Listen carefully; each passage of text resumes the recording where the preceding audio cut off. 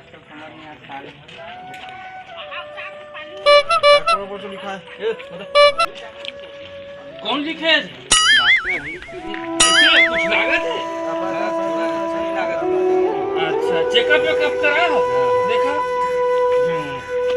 मैं कुछ ज्यादा कुछ नहीं लिखा है।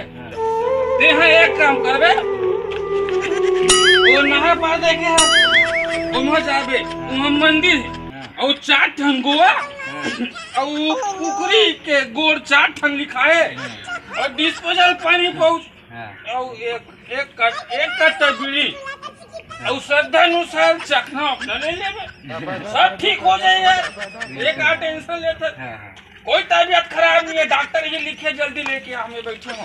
ए बाबू डिस्पोजल पानी पहुंच ले भैया ओम को ये सांसों मत लेनी पहुंच या ठीक हो गया तुम्हारे में सारे ना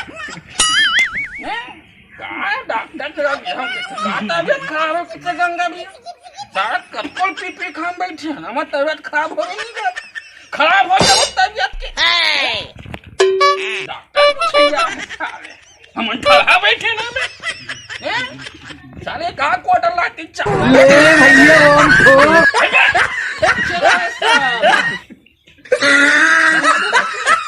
बेइज्जती है।